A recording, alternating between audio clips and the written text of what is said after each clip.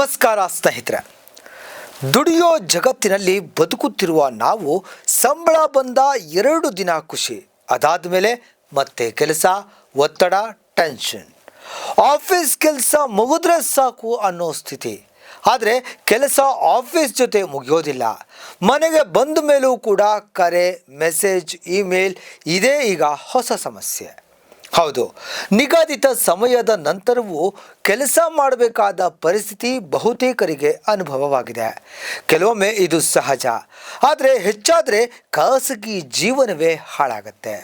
ಇದಕ್ಕೆ ತಡೆ ನೀಡೋ ಉದ್ದೇಶದಿಂದ NCP ಸಂಸದೆ ಸುಪ್ರಿಯಾ ಸುಳೆ ಸಂಪರ್ಕ ಕಡಿತಗೊಳಿಸುವ ಹಕ್ಕು 2025 ಎಂಬ ಖಾಸಗಿ ಮಸೂದೆಯನ್ನು ಮಂಡಿಸಿದ್ದಾರೆ.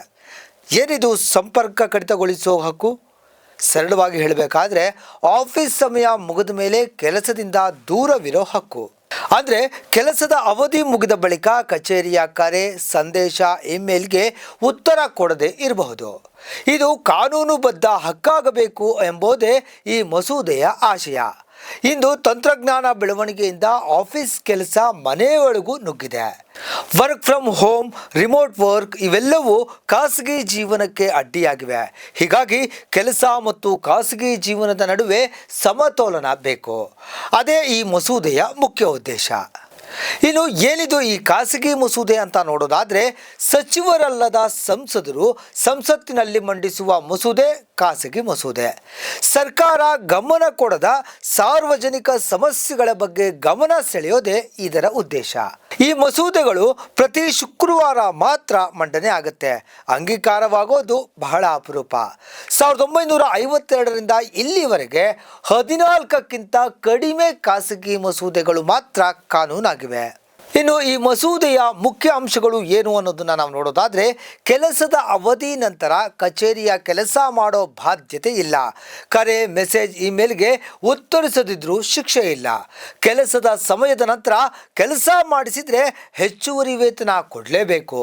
ಕೆಲಸದ ಒತ್ತಡ ಕಡಿಮೆ ಮಾಡಬೇಕು.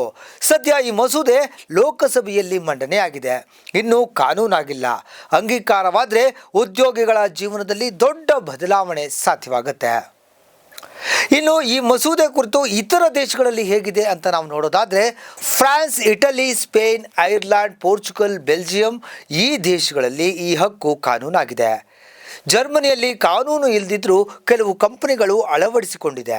ಡೆನ್ಮಾರ್ಕ್, ಫಿನ್ಲ್ಯಾಂಡ್, ಸ್ವೀಡನ್ ದೇಶಗಳಲ್ಲಿ ಕೆಲಸದ ಸಮಯ ಮತ್ತು ವಿಶ್ರಾಂತಿಗೆ ಪ್ರತ್ಯೇಕ ನಿಯಮಾವಳಿಗಳಿವೆ.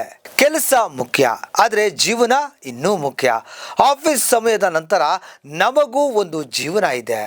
ಸಂಪರ್ಕ ಕಡಿತಗೊಳಿಸುವ ಹಕ್ಕು ಕೆಲಸದ ಒತ್ತಡಕ್ಕೆ ಬ್ರೇಕ್, ಜೀವನಕ್ಕೆ ಬ್ಯಾಲೆನ್ಸ್. ನಮಸ್ಕಾರ.